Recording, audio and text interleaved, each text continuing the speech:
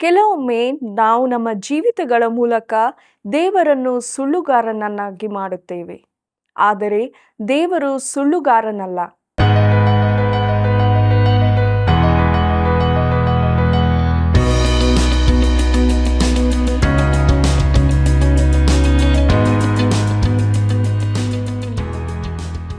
ಆತ್ಮೀಯ ಸ್ನೇಹಿತರೆ, ದೇವರ ಜೀವವುಳ್ಳ ವಾಕ್ಯಗಳನ್ನು ಕಲಿತು ನಮ್ಮ ಜೀವಿತಕ್ಕೆ ಅಳವಡಿಸಿಕೊಂಡಾಗ ಸಿಗುವ ಸಮಾಧಾನ ಹೇಳುತ್ತೀರದು ಅಲ್ಲವೇ?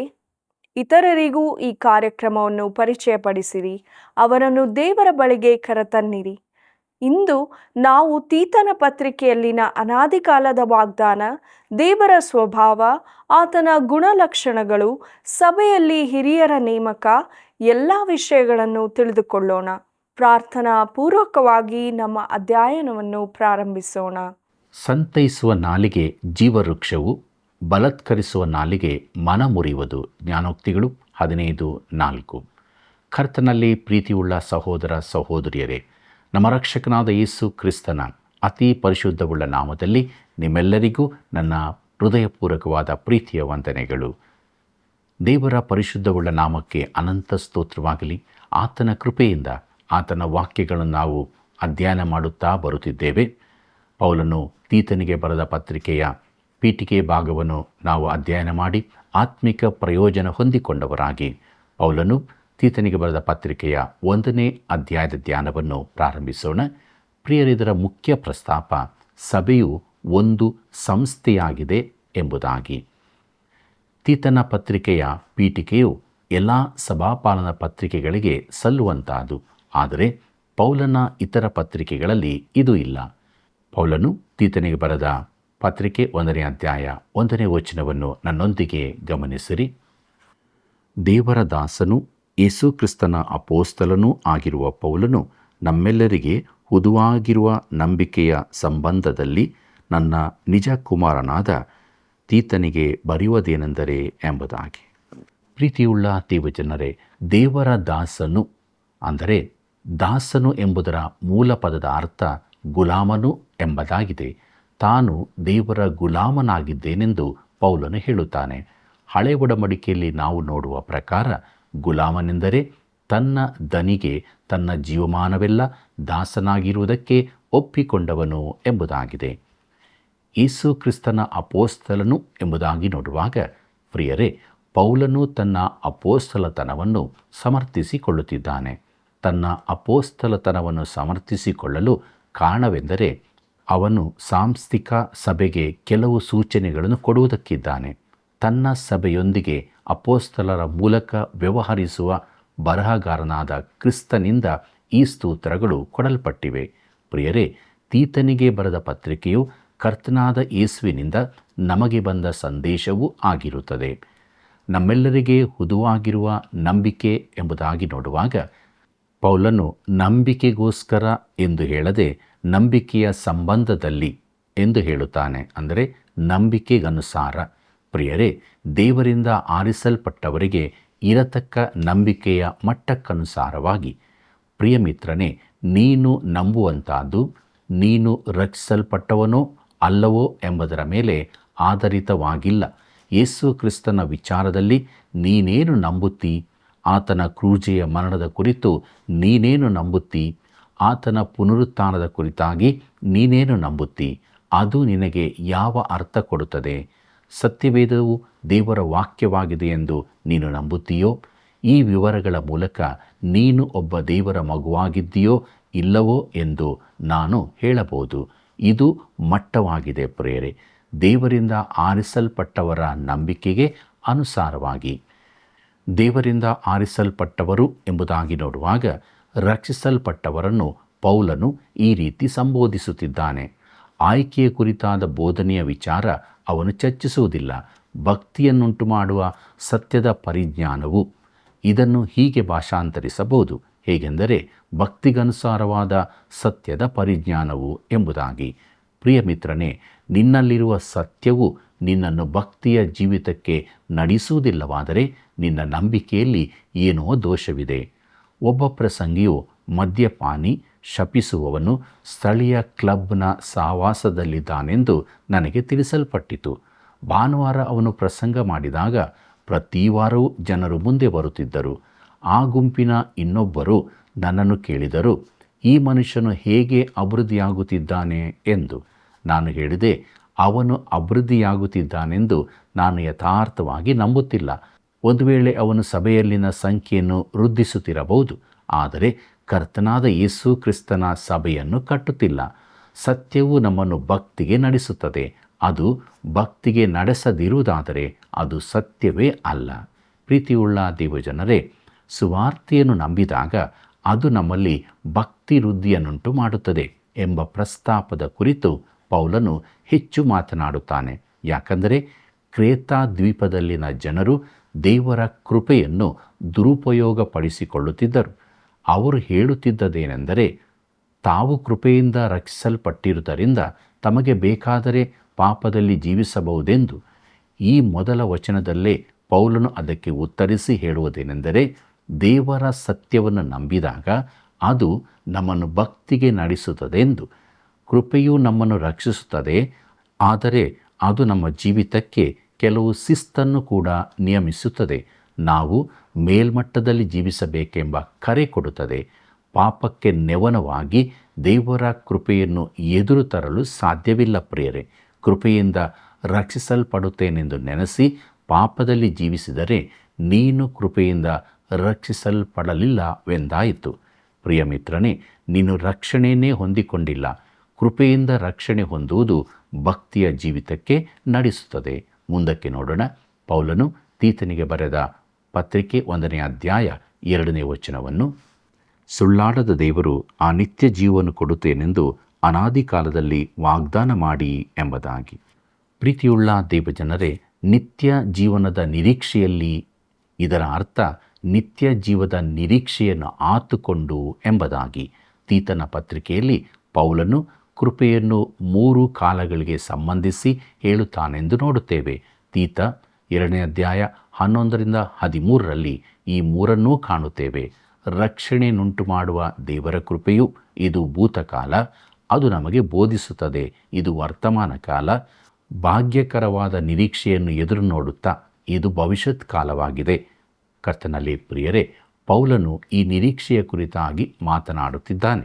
ನಾವು ಈ ನಿರೀಕ್ಷೆಯನ್ನು ಆಧರಿಸಿರಬೇಕೆಂದು ಹೇಳುತ್ತಾನೆ. ಸುಳ್ಳಾಡದ ದೇವರು ಎಂಬುದಾಗಿ ನೋಡುವಾಗ ಈ ನಿರೀಕ್ಷೆಯು ಸುಳ್ಳಾಡದ ದೇವರಿಂದ ವಾಗ್ದಾನ ಮಾಡಲ್ಪಟ್ಟದ್ದಾಗಿದೆ. ರೋಮಾಪುರದವರಿಗೆ ಬರೆದ ಪತ್ರಿಕೆ 3ನೇ ಅಧ್ಯಾಯ 4ರಲ್ಲಿ ಪೌಲನು ಹೀಗೆ ಬರೆದಿದ್ದಾನೆ, ಎಲ್ಲ ಮನುಷ್ಯರು ಸುಳ್ಳುಗಾರರಾದರೂ ದೇವರು ಸತ್ಯವಂತನೇ ಸರಿ ಎಂಬುದಾಗಿ. ವಿಶ್ವಾಸಿಗಳಾದ ನಾವು ಕೆಲವೊಮ್ಮೆ ನಮ್ಮ ಜೀವಿತಗಳ ಮೂಲಕ ದೇವರನ್ನು ಸುಳ್ಳುಗಾರರನ್ನಾಗಿ ಮಾಡುತ್ತೇವೆ. ನಾವು ಯಾವುದನ್ನಾದರೂ ನಂಬುತ್ತೇವೆಂದು ಹೇಳುತ್ತೇವೆ, ಆದರೆ ನಿಜಕ್ಕೂ ನಂಬುವುದಿಲ್ಲ ಮತ್ತು ನಂಬದಿರುವಂತೆ ತೋರಿಸಿಕೊಳ್ಳುತ್ತೇವೆ. ಪೌಲನು ಹೇಳುತ್ತಾನೆ, ದೇವರು ಸುಳ್ಳಾಡಲಾರನು ಎಂದು. ಕರ್ತನಲ್ಲಿ ಪ್ರಿಯರೇ, ದೇವರು ಮಾಡಲಾಗದ ಕೆಲವು ಕಾರ್ಯಗಳ ಕುರಿತು ನಾನು ಪ್ರಸಂಗ ಮಾಡಬೇಕೆಂದಿದ್ದೆ. ಅದರಲ್ಲಿ ಇದು ಒಂದು. ದೇವರು ಕಾಣದ ಸಂಗತಿಯನ್ನು ನೀನು ಪ್ರತಿದಿನವೂ ನೋಡುತ್ತೀ ಎಂಬುದು ನಿನಗೆ ತಿಳಿದಿದೆಯೋ? ನೀನು ನಿನಗೆ ಸಮಾನನಾದವನನ್ನು ನೋಡಿರಬಹುದು, ಆದರೆ ದೇವರು ತನಗೆ ಸರಿ ಸಮಾನನಾದವನನ್ನು ಈವರೆಗೂ ನೋಡಿಲ್ಲ. ನಾವು ಸುಳ್ಳಾಡಬಹುದು, ದೇವರು ಯಾಕೆ ಸುಳ್ಳಾಡಲಾರನು? ದೇವರು ಮಾಡಲಾಗದನ್ನು ನೀನು ಮಾಡುತ್ತಿದ್ದಿ. ದೇವರು ತನಗೆ ತಾನು ಸತ್ಯವಂತನಾಗಿರತಕ್ಕದ್ದು. ಆತನು ಪರಿಶುದ್ಧನೂ ನೀತಿವಂತನೂ ಆಗಿದ್ದಾನೆ. ಇದು ಆತನ ಸ್ವಭಾವವಾಗಿದೆ ಮತ್ತು ಆತನ ಸ್ವಭಾವಾನುಸಾರ ಕೆಲ ಸಂಗತಿಗಳನ್ನು ಆತನು ಮಾಡಲಾಗುವುದಿಲ್ಲ. ಅದನ್ನು ಮಾಡುವುದು ಅಸಾಧ್ಯವೆಂದಲ್ಲ, ಆದರೆ ದೇವರು ತನ್ನ ಸ್ವಭಾವಕ್ಕೆ ಸರಿಯಾಗಿರುವವನಾದ್ದರಿಂದ ಅದನ್ನು ಆತನು ಮಾಡಲಾಗುವುದಿಲ್ಲ. ಪ್ರಿಯರೇ, ಆತನು ನೀತಿವಂತನು, ನ್ಯಾಯವಂತನು. ಆತನು ಎಂದಿಗೂ ಮೋಸಪಡಿಸುವವನಲ್ಲ. ಆತನು ನಂಬಿಕೆಗೆ ಯೋಗ್ಯನಾದವನು. ಅನಾದಿ ಕಾಲದಲ್ಲಿ ವಾಗ್ದಾನ ಮಾಡಿ ಎಂಬುದಾಗಿ ನೋಡುವಾಗ ಈ ವಾಗ್ದಾನವು ನಿತ್ಯತ್ವದಲ್ಲಿ ಮಾಡಲಾದದ್ದು. ಮುಂದಕ್ಕೆ ನೋಡೋಣ. ಪೌಲನು ತೀತನಿಗೆ ಬರೆದ ಪತ್ರಿಕೆ 1ನೇ ಅಧ್ಯಾಯ 3ನೇ ವಚನವನ್ನು, ತನ್ನ ಕ್ಲುಪ್ತ ಸಮಯದಲ್ಲಿ ವಾಗ್ದಾನ ನೆರವೇರಿಸಿ ಪ್ರಸಂಗದ ಮೂಲಕ ಪ್ರಕಟಿಸಿದನು. ಆ ಪ್ರಸಂಗೋದ್ಯೋಗವು ನಮ್ಮ ರಕ್ಷಕನಾದ ದೇವರ ಅಪ್ಪಣೆಯ ಪ್ರಕಾರ ನನಗೆ ಒಪ್ಪಿಸಲ್ಪಟ್ಟದೆ ಎಂಬುದಾಗಿ. ಪ್ರೀತಿಯುಳ್ಳ ದೇವಜನರೇ, ಕ್ಲುಪ್ತ ಸಮಯದಲ್ಲಿ, ಅಂದರೆ ದೇವರ ಸ್ವಂತ ಕಾಲದಲ್ಲಿ ದೇವರು ತನ್ನ ಕಾರ್ಯಗಳನ್ನು ಕ್ರಮವಾಗಿ ಮಾಡುವವನಾಗಿದ್ದಾನೆ.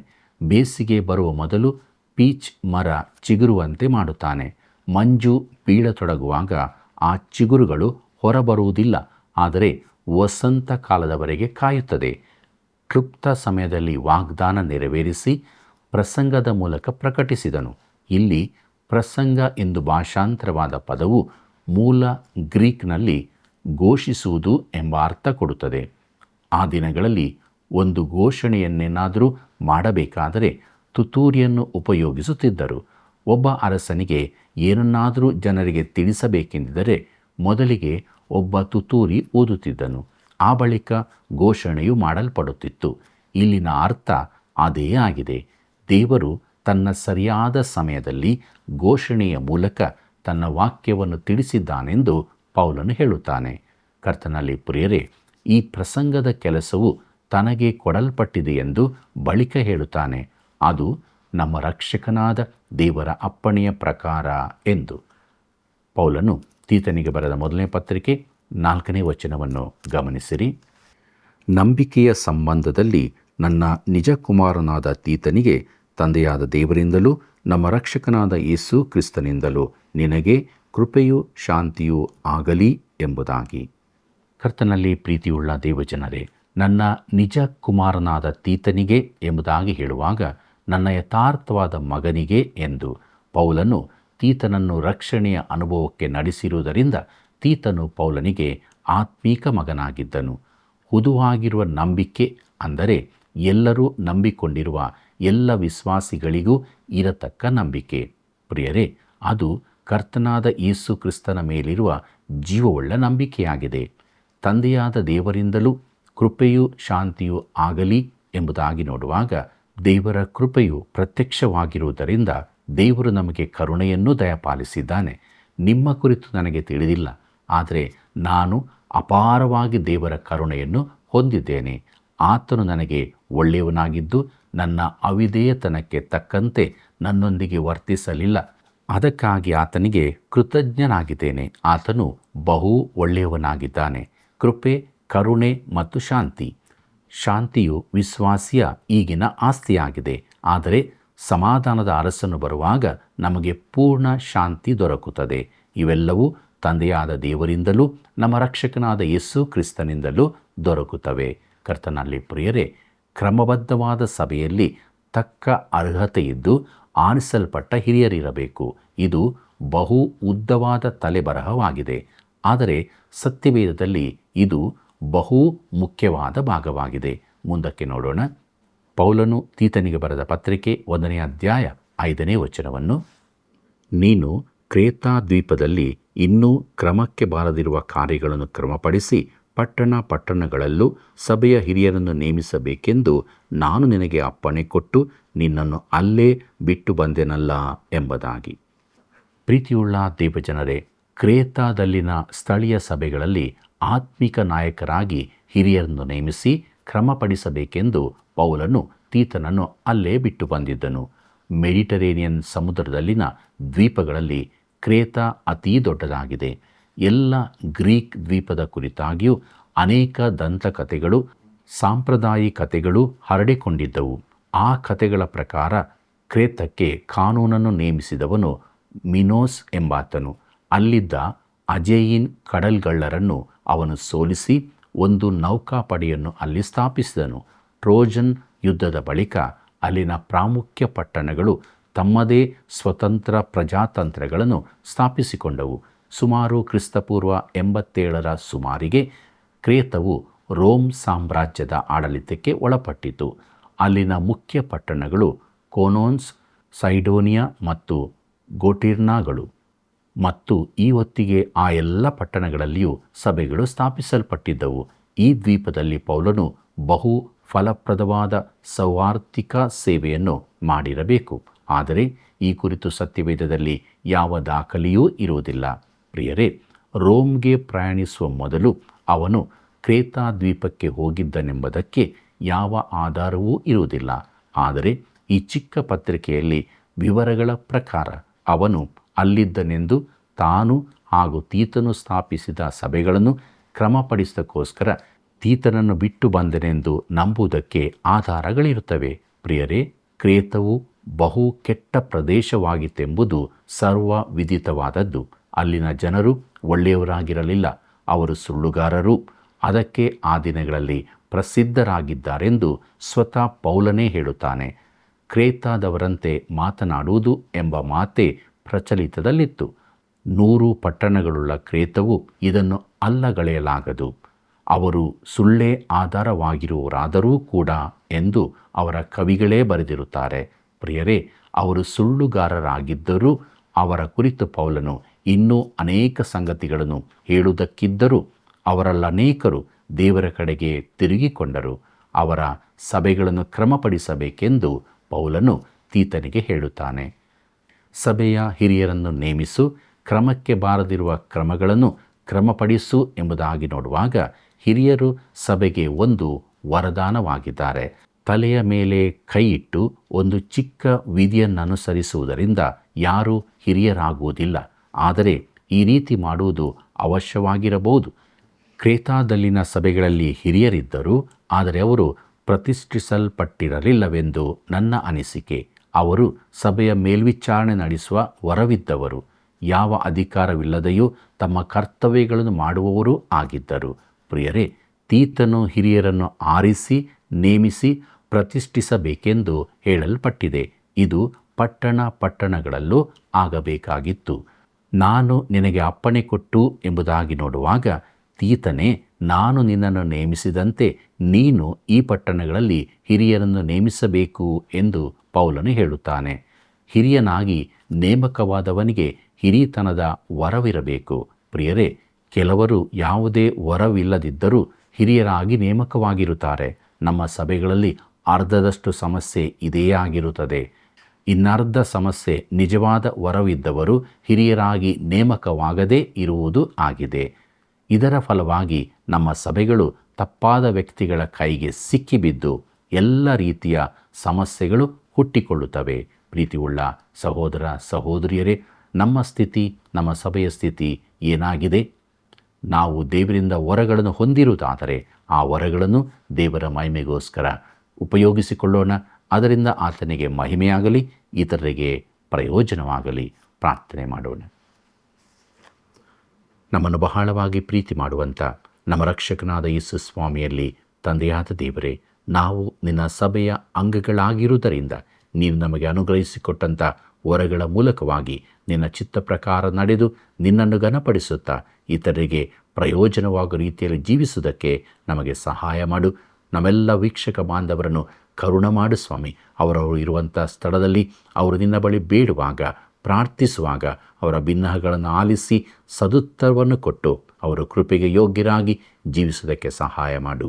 ಯೇಸುವಿನ ನಾಮದಲ್ಲಿ ಬೇಡಿದ್ದೇವೆ ತಂದೆಯೇ, ಆಮೇನ್. ಪ್ರಿಯರೇ, ದೇವರು ಸತ್ಯವಂತನು. ನಾವು ನಮ್ಮ ಜೀವಿತದಲ್ಲಿ ಆತನನ್ನು ಕೆಲವೊಮ್ಮೆ ಸುಳ್ಳುಗಾರನನ್ನಾಗಿ ಮಾಡುತ್ತೇವೆ. ಬಹಳ ಎಚ್ಚರದಿಂದಿರೋಣ. ನಿತ್ಯತ್ವದಲ್ಲಿ ಮಾಡಲಾದ ವಾಗ್ದಾನಗಳು ದೇವರ ಸ್ವಂತ ಕಾಲದಲ್ಲಿ ತನ್ನ ಕಾರ್ಯಗಳನ್ನು ಕ್ರಮವಾಗಿ ಮಾಡುತ್ತಾನೆ. ಕೃಪೆ, ಕರುಣೆ, ಶಾಂತಿ ನಮ್ಮ ಆಸ್ತಿಯಾಗಿರೋದರಿಂದ ಅದರಲ್ಲಿ ದೃಢವಾಗಿ ನಿಲ್ಲೋಣ.